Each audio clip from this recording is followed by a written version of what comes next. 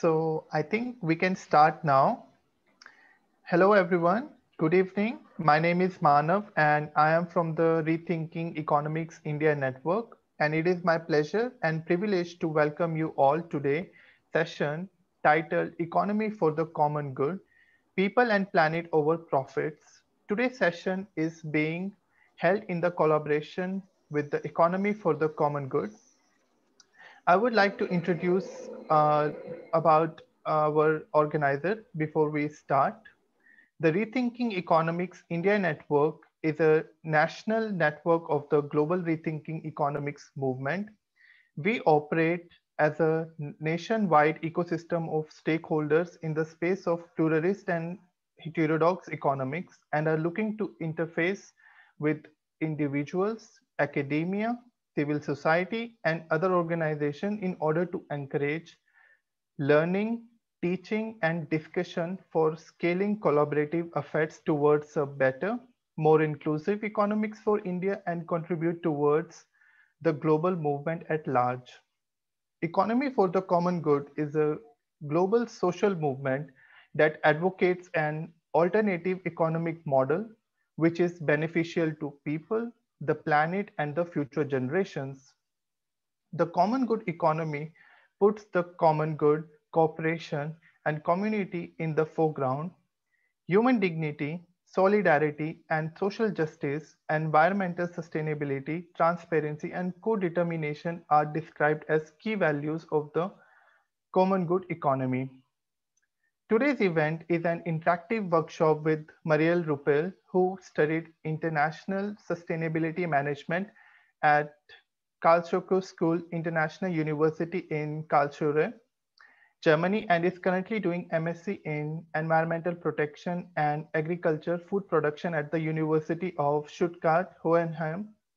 She's been committed to the economy for the common good for 4 years, giving educational workshop and networking with other organizations working on a more sustainable and ethical economy.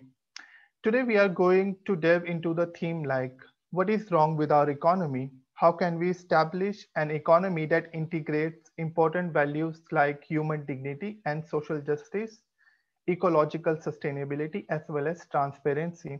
How do we change the economic and political framework to support ethical consumer choices? We are so grateful to Marielle for taking out time to be here with us and to the audience for joining this discussion. Without any further delay, I will now hand over the session to Marielle.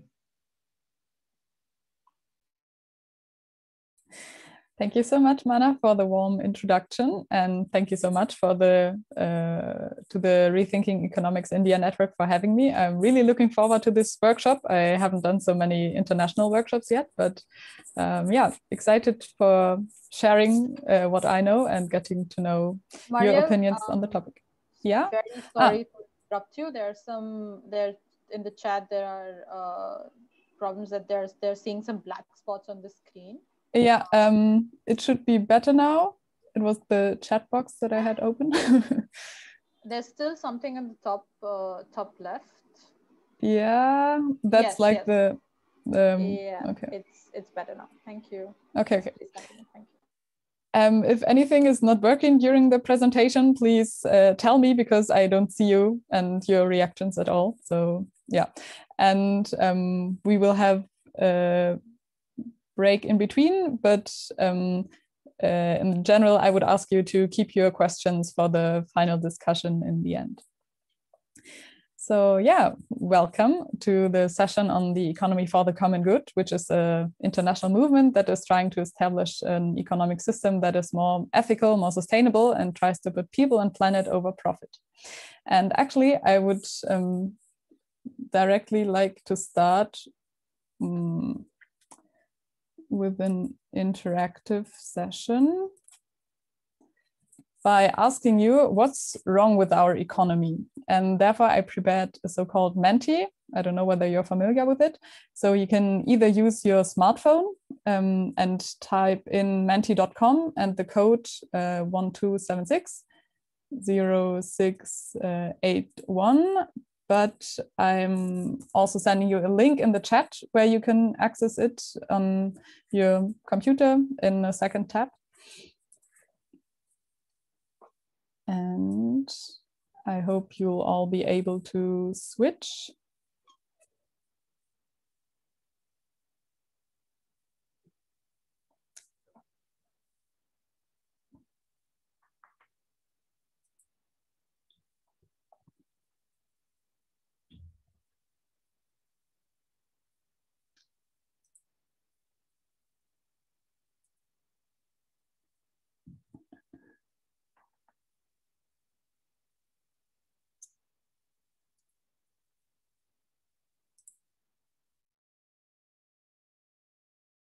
Doesn't again not work.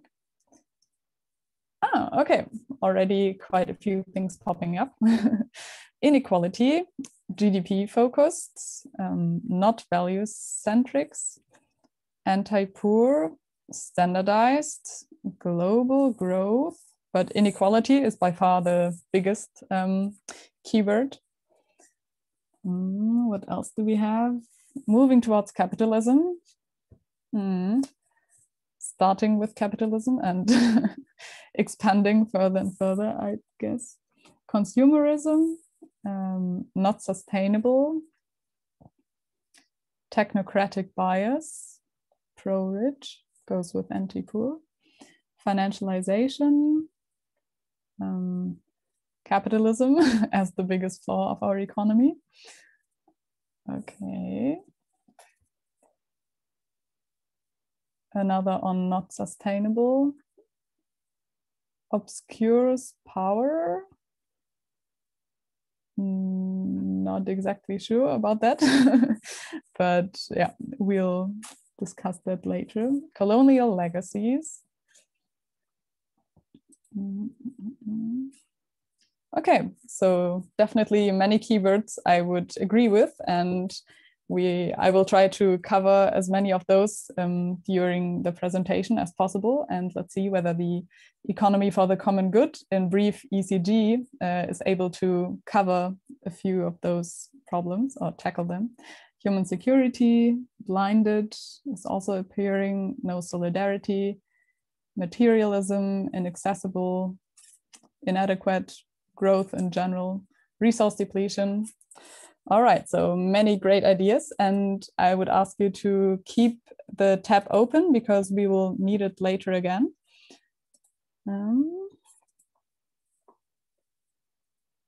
Oops. But first, I need to switch again. I haven't found a more elegant way to do that yet.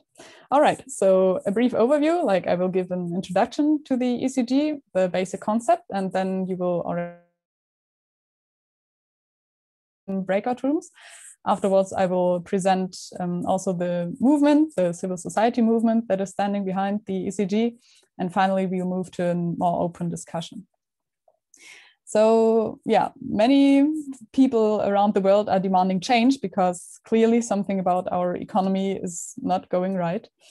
But from the capitalist or neoliberal side, we are always told that we are supposed to wait for a trickle-down effect, and if we only grow more and promote more development, then things will change for the better. But actually, that hasn't worked out so good so far. There are many, many environmental problems, pollution, waste that is getting worse and worse and not diminishing or being solved at all. Plastic pollution in the oceans, also other health related problems that are also like a health crisis that has been existed long before the pandemic, which is of course a very acute and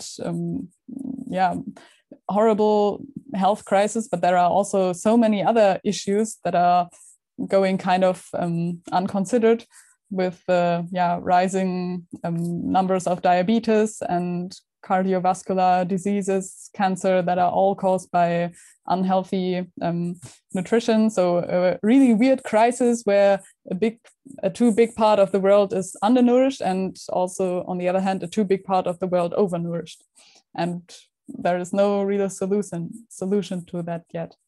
and on the other hand, also many mental, societal diseases, too much pressure, people having burnout syndromes, depression, rising suicidal numbers that all go with an economic system that is focusing too much on pressure and not enough on other values and aspects of life. And yeah, even more environmental pollution that finally also led to climate change and actually a climate crisis that is resulting in worse and worse hurricanes and extreme weather events, droughts, burning forests in Australia and Brazil, in so many places around the world. And how are we supposed to solve all of this? And even worse, getting that we are already crossing so many planetary boundaries by doing business as we are doing it. And although the climate crisis is among the most focused topics at the moment, actually the biodiversity loss or the overexceeded or disrupted nitrogen cycle are already way worse out of balance and are receiving not as much attention. And there are, of course, also many other issues like ocean acidification or deforestation and other land use changes.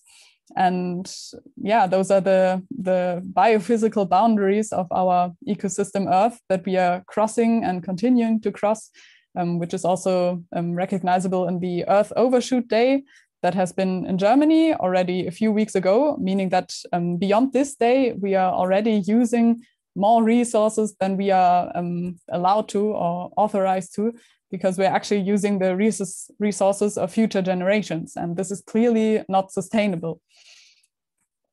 On the other hand, many of our constitutions are actually saying that we are not supposed on profit or something, but they are already mentioning the common good, starting with Plato in the ancient Greek, telling that the common good is the purpose and goal of the political community. And also the Constitution of the United States is trying to establish justice and promote the general welfare. And I discovered that also the Indian constitution mentions that the state shall direct its policy towards securing that the ownership and control of the material resources of the community are so distributed as best to subserve the common good, and that also the state shall strive to promote those conditions that will enable the pursuit of gross national happiness, as in the Bhutanese constitution. So why do we have so many actually very clear statements in theory and so little concepts or implementation of those in reality? Like, one major problem is that our current system is measuring success purely with the goal of money. And the most prominent strategy to reach this is by economic competition. And success indicators that are measuring this are on the enterprise level profit, and on the national level, the gross domestic product. But those things don't tell us anything about the health or the happiness behind it. It's, for example, really absurd that the GDP counts things like environmental pollution and the consequent companies that have to clean it up, like an oil spill, into the GDP. So it tells us that it is something that contributes positively to economic growth, which is absurd as soon as you start to think about it. And this is why the economy for the common good is trying to promote alternatives, namely that the goal of the economy is not money, because money is purely a means of exchange, but that all economic activity should serve the common good. And the main strategy how to reach this is supposed to be collaboration instead, because although we hear always that competition is the only thing that makes markets efficient and people are more innovative under competition, there are also many counterexamples that show that for certain conditions, competition might be effective, but as soon as it is about creative solutions, out of the box thinking, people are not more motivated by money than with intrinsic motivation. So especially in our times where we are facing so many complex and wicked problems, it's not such a linear solution approach that we could follow. And this is why more collaborative approaches would be way more effective to face those problems. And the ECG therefore suggests as success indicators on the enterprise level, the so-called common good balance sheet, and as addition to the financial balance sheet, and as alternative to the GDP, something like a common good index. And the main differences to the current very shareholder-focused economy is that the common good for businesses would mean to consider actually all stakeholders. So the owners and investors, the employees, the suppliers, but also customers or business partners and the entire community or society. And what matters for the common good of businesses are ethical values, namely human dignity, solidarity and social justice, environmental sustainability, as well as transparency and co-determination. And those are all values that can be found in constitutions and societies all over the world. So it's nothing brand new, but still it is lacking the implementation or like integration into our everyday economy. And this is why the economy for the common good movement came up with the common good matrix. So a table that is trying to unite the stakeholders just mentioned, so from suppliers over employees to the entire society, and assessing in how far a company is following or respecting the values like human dignity, solidarity and social justice, environmental sustainability, and transparency and co-determination. And the resulting table has 20 fields, and in each of those fields, a company can receive points or like, that are based on developmental stages. So companies that are behaving according to the legal standard are like at the minimum level, and then it goes up until to a very exemplary stage for companies that are already very responsible and trying to think about the common good in many ways. And so it doesn't only include things like human dignity in the supply chain, but also the environmentally friendly behavior of the employees, of the staff, and also the contribution of the product or the service that a company is producing to the community. And also transparency within the supply chain, but also within the organization concerning the employees, and also transparency towards the customers. So what the common good matrix is trying to do to somehow quantify the values that we, like in our social relations and in our society, value, but that are completely excluded from our economy. Although it is actually strange, because economics are a social science and not a physical, not a natural science like it is often trying to pretend.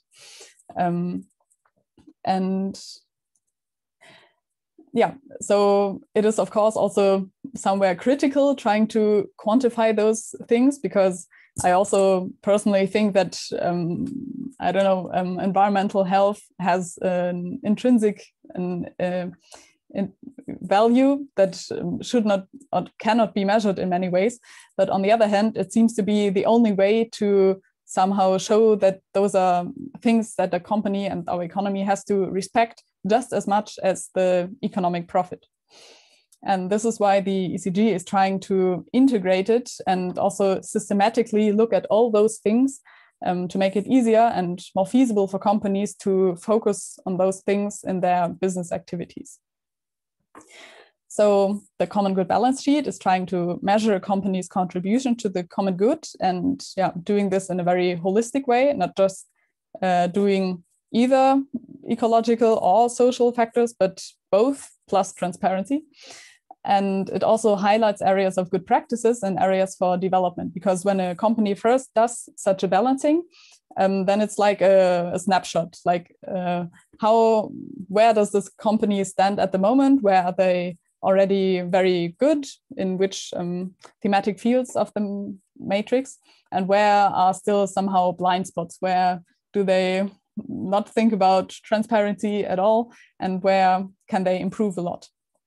So it is also trying to provide a qualitative as well as a quantitative assessment of the results, meaning that the working book that is accompanying the matrix, that is very detailed, gives quantitative as well as qualitative indicators like how many of the bought resources are already based on labels that respect human dignity or that respect organic agriculture, for example, but also qualitative things, like does the company make regular surveys among their employees and respect the work-life balance, and how are they trying to promote personal development. And one has to say that it is also normative in a way. It is based on values, but on the other hand, our current economic system is also not completely objective. It is also based on the normative assumption that more growth or more focus on capital accumulation is something worth to strive for. And pretty much unquestioned. And what is also an idea behind the ECG balance sheet is that it is applicable to any type of organization or industry, because it is trying to be universal in this sense, but at the same time specific enough that it is suitable for any kind of company. And I mentioned the handbook guiding through the evaluation, and those levels of evaluation also can be used like a tool for organizational development, because they start with the basic level, but then they also give some guideline where to head to, because many other reporting sustainability reporting systems like the Global Reporting Initiative, GRI, for example, are basically only looking at the status quo and not really telling you this is good enough or this is not yet good enough for contributing to a healthier environment, for example. And it is at the same time also a flexible process that can be carried out either by the organization itself or a peer-to-peer process. So a group of companies that are doing the balancing at the same time and are accompanied by an ECG consultant, and which is also very valuable for exchanging already ideas. And it can also be carried out by an ECG consultant only. So the common good report, like a qualitative report where the company describes what they are doing in the respective fields, plus the evaluation certificate, equal the common good balance sheet in the end. And also a major idea, although it is still more like a vision than practice already, is to then develop new rules based on the balance sheet of the company. So because you can receive points for every field, there's also a good balance that can be reached in the end, or a bad balance. And the idea is to then connect things like taxation or preference in public procurement, also subsidies, the access to the global market, meaning trade liberties, or also lending conditions, to those common good points. So a very good balance for a company that is already behaving very responsibly towards planet and people would have to pay less taxes than a company that has a very bad balance, and therefore already creating a financial incentive for companies from beginning on to focus on people and planet. Because what we are currently facing is that due to an externalization of costs, meaning that if companies pollute, for example, the environment, they are not actually held accountable for it.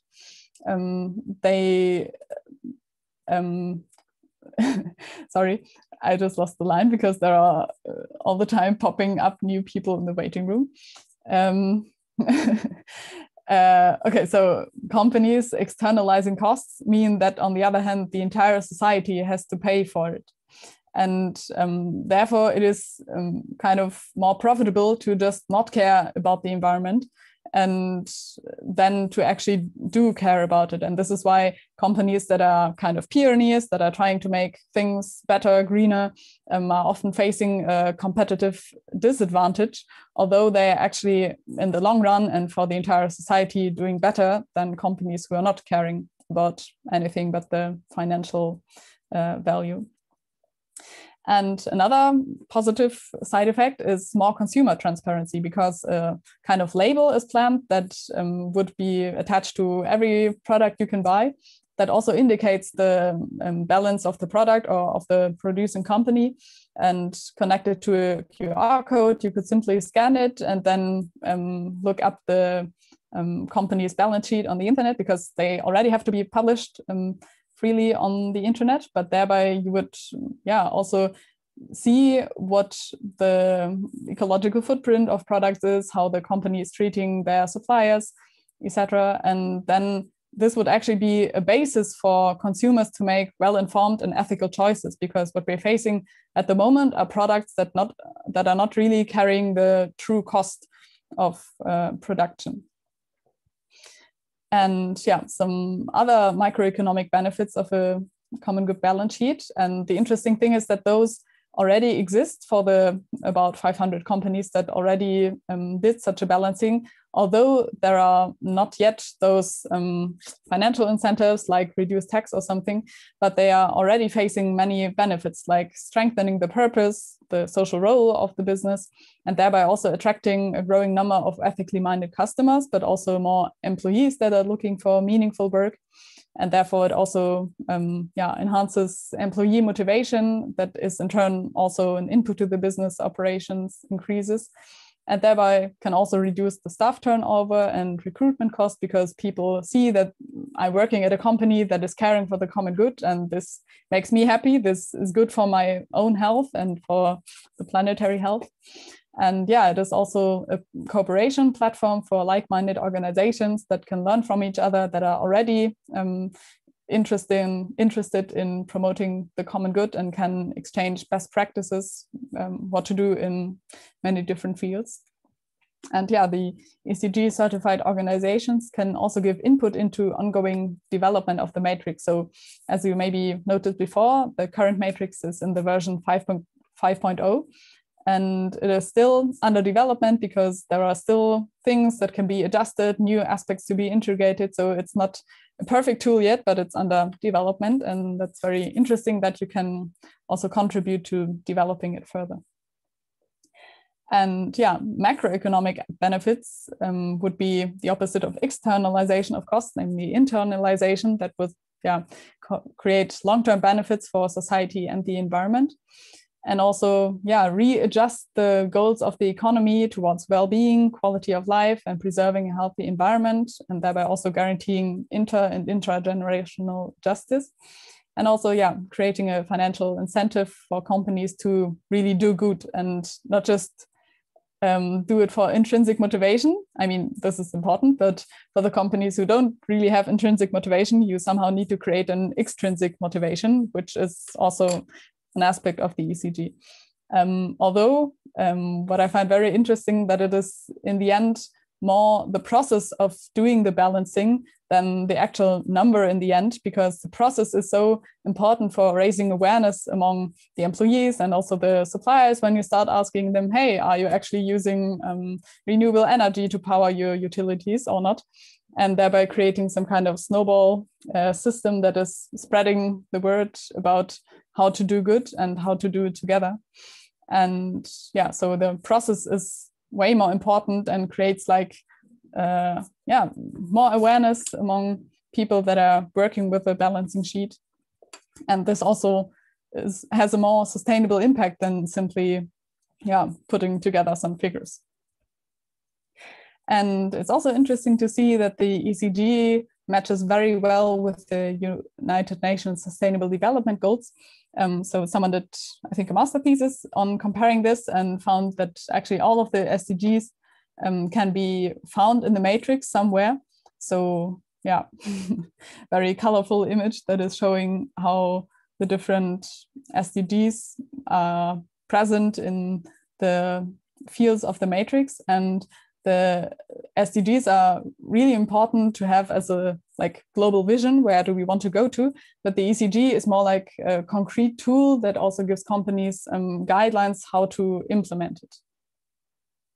So what I think is also a very important aspect to see fundamental human needs in a more broad sense, because people don't just need food to eat, but there is a huge variety of needs that were developed or systematized by the Chilean sociologist and economist Manfred Max Neef. And he analyzed many different needs, like from subsistence to protection, participation, understanding, affection, idleness, creation, identity, and freedom. And then also showed that there are many different ways to satisfy those needs, and that people can, of course, choose different strategies. And some of those strategies might be more, creating some negative side effects for others, while other ways of satisfying needs are more synergistic. So, for example, a community garden fulfills needs for subsistence because you can get some fruits out of it, but at the same time also addresses the need for participation, for understanding and affection when you have a group with like-minded people where you feel like you can create and contribute to something, and thereby also creates identity, while buying food in the supermarket, of course, fulfills a need for subsistence, but that's the only one. So what we also need to figure out is how to create more environments in which we have synergistic satisfiers. And this is also partially integrated into the ECG because, it's not only about a company producing product XYZ, but also how are they producing it? How are the employees motivated for producing it? How do we design our impact on the community, on society, on the environment? All right, that was it so far concerning the introduction into the ECG. And now I would be really interested in your opinion. You will be... Marielle, would you like to take some questions? Like we have 2 questions before we go to the breakout. So sure. Maybe I can read out the question for you. So someone asked, like the first question is, what is the difference between ECG and donut economics? And the second question is, how is common good balance sheet different from the ESG reporting? Okay, so a difference to donut economics. Actually, they like ECG and donut economics are somehow collaborating. But also donut economics are more like a conceptual model for understanding where our economy has to be set up, like in the, I don't know whether you have it in mind, but like in the inner green ring, where we at the same time satisfy human needs and on the other hand, not exceed our planetary boundaries. And ECG is completely agreeing with that, but also again trying to give more concrete instructions and guidelines for companies. How can we implement this into our daily businesses? I hope this answers it. And the second question was on environmental, social, and governance issues, right? To be honest, I heard it before, but I am not so sure about the wider context. Could the person who asked the question maybe specify it a bit?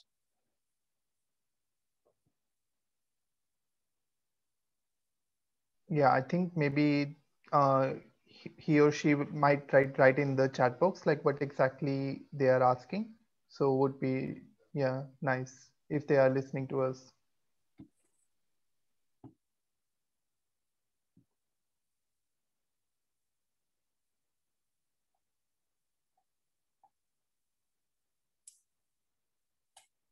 I also see. Am I Yes? audible?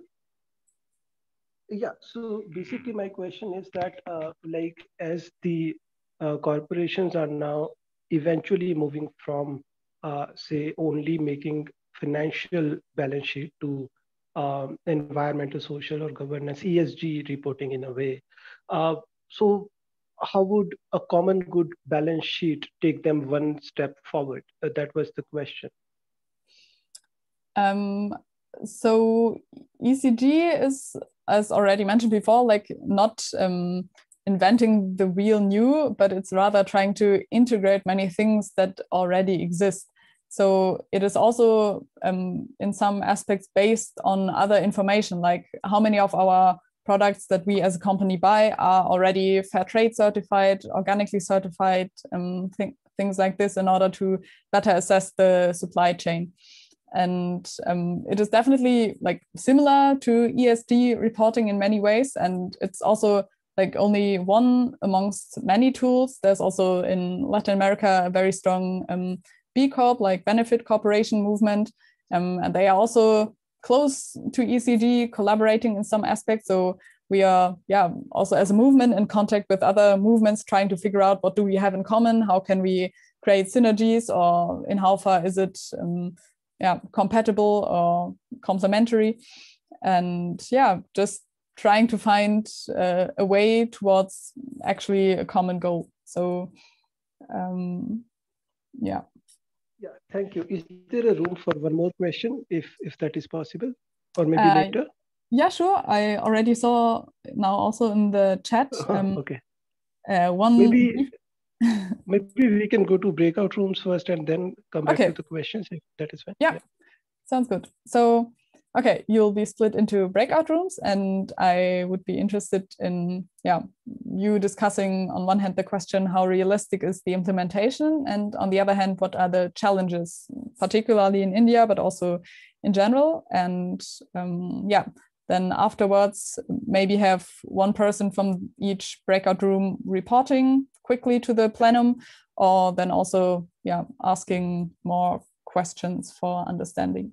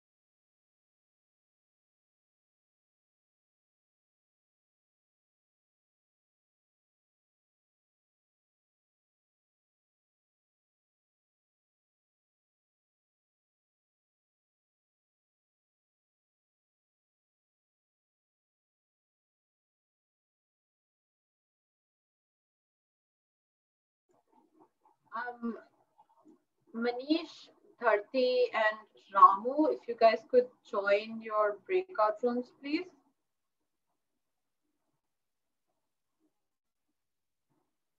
In case you're having an issue joining your breakout rooms, you could let us know.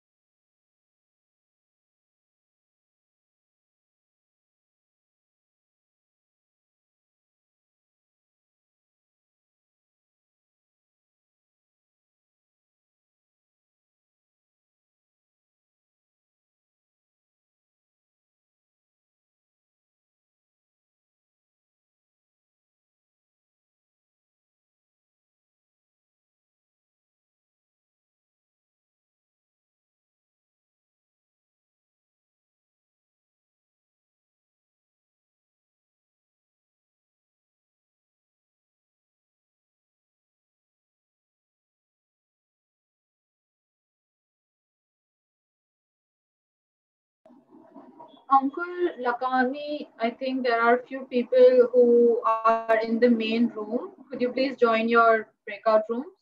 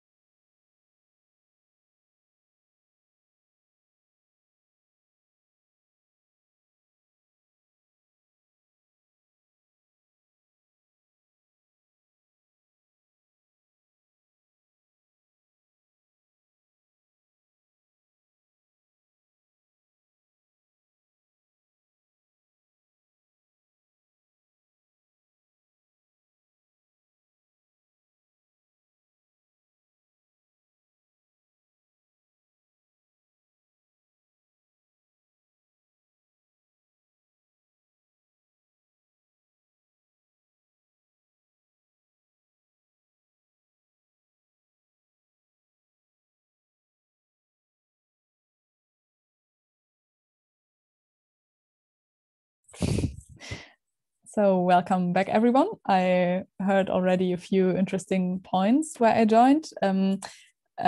Amongst others, the question, how do you actually want to measure such qualitative things? And that's why I actually just opened the handbook that is accompanying the balance. And wait, maybe an even more qualitative aspect. So we have, for example, the theme A2, which would be solidarity and social justice in the supply chain. And then it always starts with a brief vision. An ECG company ensures that business relations with their direct suppliers are fair and just, and recognizes its co-responsibility for solidarity and social justice throughout the supply chain and develops its business practices accordingly. Then there are some initial questions. In which areas do suppliers expect fairness and solidarity from us? Also, how great is our direct or indirect influence? And then the theme is distinguished into aspects, like on one hand, positive aspects, for example, the fair business practices towards direct suppliers, that again start with questions for compiling the report, and then also have compulsory indicators, like, for example, the average duration of the business relationship with suppliers, or the estimated distribution of added value created through the supply chain between the company and its suppliers. Based on such indicators, each company is then assessed into one level of evaluation that ranges from the baseline, which is the legal requirements regarding terms of payment and delivery are adhered to. There is no further commitment for a fair distribution of added value, and then goes via getting started, over advanced and experience, until being exemplary, which would be really fair business relationships based on above average principles have been established with all suppliers. And also measures have been implemented to ensure that suppliers receive a reasonable share of added value created through the supply chain. I know, for example, from the agricultural sector that there the distribution is really unfair, because the farmers, the producers, get something like a 1-digit % of the price of the final product, while the distributors or the I'm not sure about the English term, but like the retail shops get over 50% of the final price of the product, which is in no relation, considering all the effort that the farmers are actually putting into producing the raw materials of our foods. And then there are also some evaluation tools that give some further instruction. And then there are also, for not all themes, but for many of them, negative aspects. So, for example, abusing the market power against suppliers, that then has levels of evaluation going into the negative area, like the conclusive evidence that the company's market power adversely affects suppliers to a small degree, or uses its market power to adversely affect the suppliers. And those things then give also, in relation, way more negative points than you could get positive points. So like the total maximum positive sum is 1,000 points, while the total negative sum is, I think, minus 3,600 points. So that also makes it hard for a company to be like really good in caring for their employees, but really being bad, not caring about the environment, just to level this out, like in the concept of weak sustainability, where you assume that those things can substitute one another, because we want to have social as well as ecological and democratic aspects respected. And therefore the negative points are weighed a lot heavier than the positive points. And this handbook is also available on the website. I will put the link in the chat later on. And okay, so much for this. And now the second part of my presentation will try to introduce you a bit to the movement of the ECG, and also giving some examples of companies that are already working with the ECG tool, like VD, which is a German outdoor company, and they are really focusing on it in many levels. And the founder or CEO of it, Antje van Dewens, says, for example, unlike other sustainability standards such as GRI or EMAS, an ECG balance not only provides clear insight into all areas of corporate responsibility, but is also a qualitative assessment. And we are creating even more transparency and engaging in critical dialogue with the public. And I also quickly looked up the ESG. So as far as I understood it, that is only the idea of including environmental, social, and governance issues in reporting, or like in non-financial reporting, but it is not yet something concrete like the ECG handbook that I just showed you. And another, for example, the Campbell Special School says it is encouraging being part of a global movement, trying to make a difference, and also a way of systematically taking stock of practices that support our values, and also a way for structured self-reflection of organizational structures that then enable strategic planning. And there are just a couple of other companies that are probably not familiar for you, because they are rather European based and not so internationally active, but at least there are business schools, there are fashion companies, sensor technology, a retailer for organic food, a bank even, and so companies from very diverse industries, just showing that it is actually applicable in a wide variety of branches. And the civil society international movement that is standing behind the ECG is mostly active in Europe, but already spreading a lot to Latin America. And there are a few singular local chapters in Kenya is one, I think, in Ghana, and also in Indonesia. And like in total, we have already more than 500 balanced companies that already work with this tool, more than 100 local chapters, so like that are active in a specific city normally or region, and also regional associations that are like the umbrella organizations for the local chapters, more than 2,000 supporting companies. Not all of them have created a balance sheet, because some say we like the idea, but we currently don't have the capacities to do it. And over 7,000 supporters from just individuals.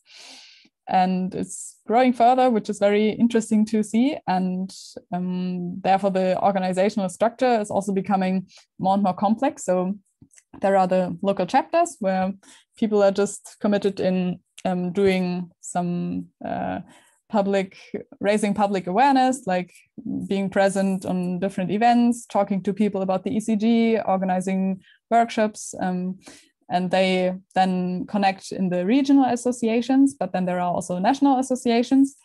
And we also have international hubs that are working on thematic focuses, like the companies hub, where companies do exchange information, educational hub that is trying to create material for workshops for schools. Then there is the youth hub that I'm also active in, where we also try to do some activities and connect among each other, organize a webinar series, stuff like that. Then there's an international federation where members of the national associations are present, and then there's also the Delegates Assembly, where representatives from the hubs, but also from every local chapter are present to really live the idea of basic democracy, and then vote on the strategic orientation of the movement, and like important things that concern everyone present. And so one last thing that I also don't want to spare you with is a way of decision making that we are practicing within the ECG called systemic consensing. I actually haven't found so much information in English, although there is an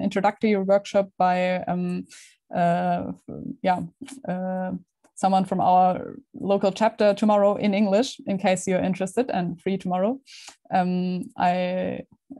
Those will also be posted in the chat later on. And yeah, so this tool of systemic consensing is trying to measure resistance instead of, what is the opposite? Being pro something, because when you have different options and everyone just is trying to pursue their one singular favorite option, then you're not really taking care about heavy resistances. If you consider, for example, 4 friends that are trying to decide what to eat for dinner, and they can either choose potato, rice, or noodles, and one of them has a gluten allergy, so can't eat noodles. And if the other two would vote in favor of noodles, then the friend with the gluten allergy would be pretty bad off. But if you use measuring resistance, then the resistance against this option would outweigh the little resistance against other options. So this is more or less the basic idea. And I hope it becomes clearer when we do another quick practice. So now you can go to menti.com again. The link is the same. I hope you still have it open.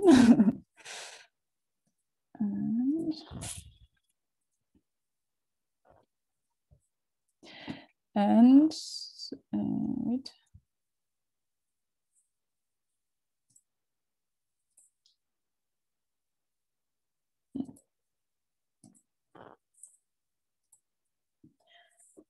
So the example I took here is what should be the maximum income spread within a company. So the spread between what the CEO is earning and the, I don't know, cleaning staff. And the relations, the options I gave were 1-to-1. So everyone earns exactly the same money based on the time they work, or unlimited, which is the passive solution that is also always considered. So what if we don't change anything? This is the passive solution. And now you can give your resistance from 10, so very strong resistance, or 0, I'm perfectly fine with it. And let's see what happens. Normally, we would also collect first the suggestions, but due to time constraints, I did this in advance. But this is actually really an interesting tool for group work that you can also use in any kind of organization you're in, or when deciding what to eat or what game to play, I don't know.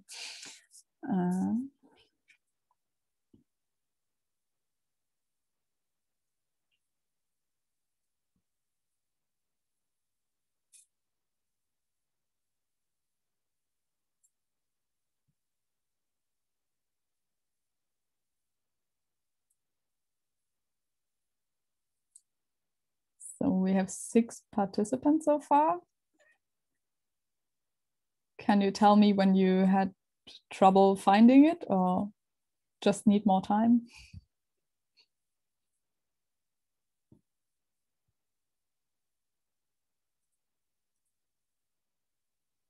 Okay.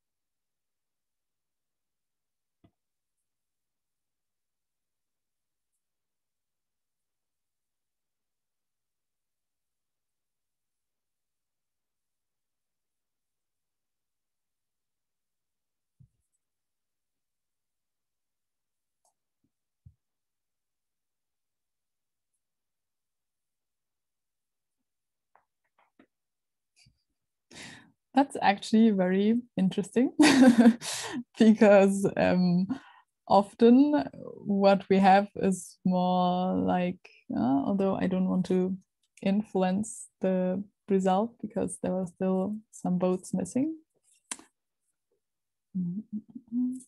And we are also working with this method, for example, in the delegates assembly, where there are different proposals, and normally what is also an important part of the systemic consenting to just offer a variety of options and then allowing everyone to vote for every option. So not just not just choosing one option that you want to have, but being able to say, this option is perfect, this one, I don't like it so much, but I would still be happy with it, or like okay with it when it minimizes the resistance of everyone, or like things where I have really strong resistance against. Okay, 11 participants. I don't know whether we'll be more or not, so I'll just go on. It's actually a very close decision. So the least resistance has the option 1 to 25, so that the people on the CEO level earn 25 times more income than the ones at the bottom, so to speak. And what in many workshops I had was more like a bell curve, so that the extreme options have more or most resistances, while something in the middle field has normally least resistance. But yeah, I don't know, there could be many different reasons for this. Of course, earning one-to-one seems unfair for some people, but also earning completely unlimited or like infinitely many times as much money seems unfair for some people. So I hope this gave you some idea of what you can do with this tool. And let's see.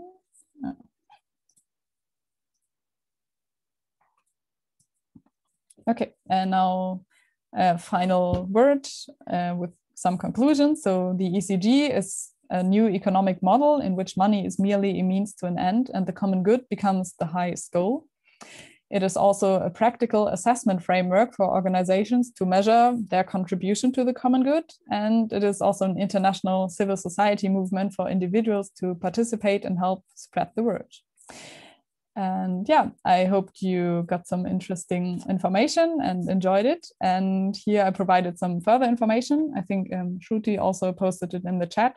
So if you want to get involved, ecogood.org is the main website of the international movement. In case you're as inspired that you immediately want to form a new local chapter, there's also some instructions on that, or like guidelines. If you want to join the ECG Youth Hub or be updated about it, I think, I know that we also have an Instagram account. I personally don't have Instagram, but there are cool events and ideas posted. Or if you want to be on the mailing list for updates on other workshops we are giving, then you can subscribe to youth@ecogood.org.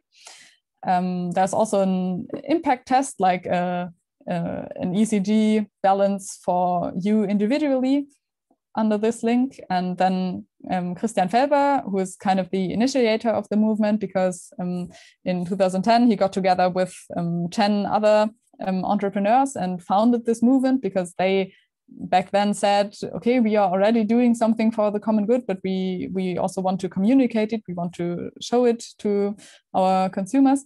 And then they came up with this idea, and he wrote a book on the basic ideas of the economy for the common good. And he also wrote an interesting book on ethical world trade, like how can we apply this even on a higher level. Something also related to the ECG is nonviolent communication by Marshall Rosenberg. So I also gave you an interesting introductory session to that, and the idea of fundamental human needs that is also further developed in the idea of human scale development, where it's also kind of looked at an international or global level. How can we further develop this idea of satisfying human needs? And a link on a more professional training on systemic consenting than I can give briefly tomorrow at 12:30 IST. So that's it from my side. Thank you so much for your attention. And now I'm open for any further questions. Thank you, Marielle, for your presentation. I think like we have 2-3 questions, and it would be nice like if the like attendants can ask directly, because these questions are very interesting, and it would be nice to know your opinion on this. Yeah. So sure. I would like request to unmute like the attendants, and they can ask directly.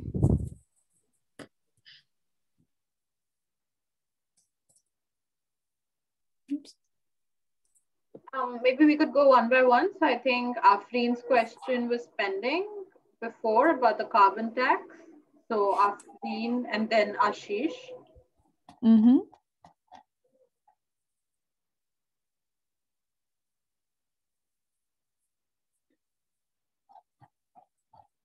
I think the things from the first plenum were deleted. So yeah. Hello. Hi, thank you for your presentation. So the question that I had was that isn't this postulation very similar to the principles behind carbon credit and tax, and that it might suffer from the same flaws? Because essentially, um, uh, in the current financial scenario, corporations have multiple companies under one umbrella, and then they can pick and choose to have a company follow sustainable guidelines and the other not, wherein they balance, where they spread out their concerns about profit versus following the model that you're presenting. And then this might lead to translocation of basically such decisions to the global south. Yeah. And then I had a very good chat with Christoph, wherein we had a discussion about carbon tax, and he was giving example, like he's from Bavaria, and he was giving example that there's this threat wherein companies threat governments to move away and translocate again to the global south the moment somebody comes and tells them what to do. So how can we challenge that notion, that that blackmail that they always have, that we'll move away and give our production locale to somebody else, and some other citizen will work instead of where we are placed now? Yeah, I'll stop at this. Thank you. Yeah, so of course that's a really good questions, and I don't have a solution for that yet. But what is maybe a possible positive prospect, like on one hand, as long as there is only voluntary balancing, that companies are motivated from themselves because they want to use the benefits of better employee attraction and retention, of showing and communicating to their customers that they are responsible. And so in this period, having like this intrinsic motivation, and then also because the balancing is a process, raising this awareness for what can we do, how can we improve ourselves, how can we use it as a tool for continuous organizational development. And on the other hand, if it was mandatory, then of course we have the same risk as in CO2 tax and trading. On the other hand, because you can't simply outweigh a positive aspect in one field with others, because as I explained, the negative points weigh a lot heavier. It's maybe, this might be a way of preventing this. And actually the book on ethical world trade by Christian Felber also includes some ideas how to start implementing things like this on a global level. For example, starting with the European Union and then raising higher tariffs or trade tariffs for products that are imported that don't adhere to certain standards that of course should be higher than they are at the moment, and therefore give an incentive to other producers around the world to also adhere to those higher standards. And yeah, then this of course creates some other challenges. Of course, you can't supply everything within the EU itself, but yeah, that kind of sends a message. We are actually trying to fix this issue, and yeah, I hope this answered your question in some ways. Thank you. I'll think about it. Yeah, so we have second question from Ankur Bhatnagar. I'm not sure if he's still with us. So if he's not here, I can ask, although you answered in your presentation, I can ask, have this concept been applied anywhere by any company or country? Yeah, so I didn't mention it in the first part, but yeah. So there are companies in mostly the German-speaking region, but also in Spain and increasingly in Latin America. And yeah, it's also interesting as a global movement to now more and more integrate Latin America, because they are starting from a different position. They are facing other issues. They have a different legal framework that also in some regards sets limits to what you can and what you can't do. But it's under development, and I'm also interested in looking at how it develops further. Yeah, then we move to the third question. If someone asked based on the Mentimeter result, like results seem to be a bell curve, or yeah, that like not in this case, but I think I said in other workshops that I gave, there is often something like a bell curve or like a normal distribution. So high resistance for the two extreme versions, if it is something ordinal like this. And usually lower resistance for the options that are kind of a midway. Yeah, and if Ashish wants to unmute and ask the question, instead I can ask. I can do that, Manav. I'll just do it. Thank you. Thank you, Marielle, for your presentation. My question is with respect to applying a common good balance sheet framework on communities. Like most of the time, we've been talking about companies in this session, but have you ever tried to collaborate with maybe global eco-village movement or any other community in Europe to apply this framework there? Not particularly with GEN, but there are also municipalities that already did this balancing. And like it's also interesting for cities. Actually, I wrote my bachelor thesis about how cities can somehow apply the ECG. And yeah, there you have to adapt it a bit, because municipalities in many cases don't act under the same rationale as companies. Like they are not per se profit oriented. They are actually per se common good oriented. So often the counter argument is, why should we do ECG? We are already common good oriented. But still there are so many things that you can improve in the daily business, like especially looking at public procurement, like in Germany, for example, and I guess in many other countries, the state is one of the biggest purchasers, meaning that they also have a huge purchasing power. Like if the state said, okay, now we are going to implement higher environmental standards for all the products we buy, we will only buy renewable energy, stuff like that, then this would have a really big leverage. And yeah, so the matrix is a bit adapted for municipalities because they don't have customers, they have like citizens, but there are still like enough similarities that it makes sense to use the ECG balance sheet. Yeah, you can also find more information on that on the website. And yeah, what is particularly interesting for municipalities to also take this systematic look at what we are doing, and then try to collaborate also more with other municipalities, because what's really a big issue is that so many cities are competing among each other for attracting companies, and thereby, I don't know, getting in a race to the bottom, lowering the corporate tax. And this in turn has negative impacts for all of them. It's also a bit like the prisoner's dilemma. So if they were to collaborate and try to yeah, just talk about what are the human needs that we need to satisfy as municipalities, but also as, yeah, I don't know, as other humans, and how can we foster collaboration instead of competition when we all agree that we want to achieve the sustainable development goals as a ultimate vision, so to speak. And if you act under this same goal, then I think that there are many new paths opening up for more collaboration than competition. Great, Marielle. So can you share the link of the report that you've done with municipality or any yes. city administration?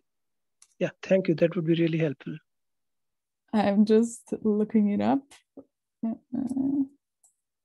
Educational institutions.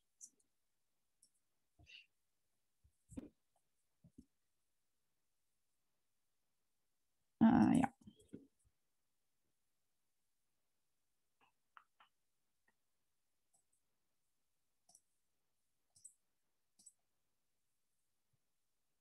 Okay, so that's the link to the working book in the full version.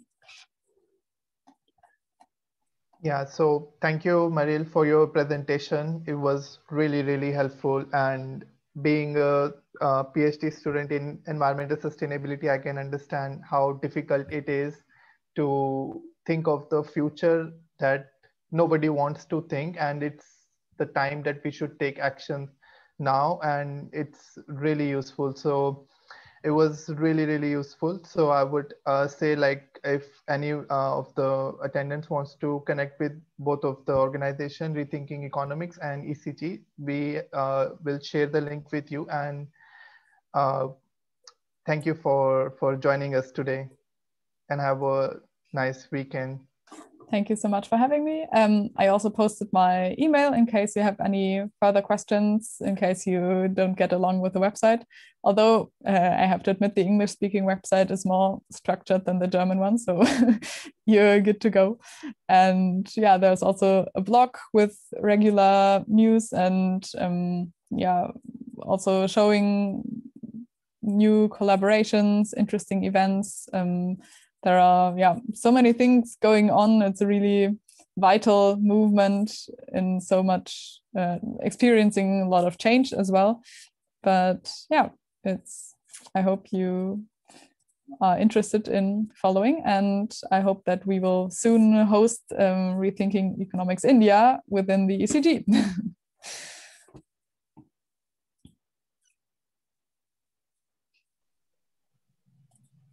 Yeah, we hope to have like this kind of webinar again. So it was, like, so interact with you more. Yeah, that would be great.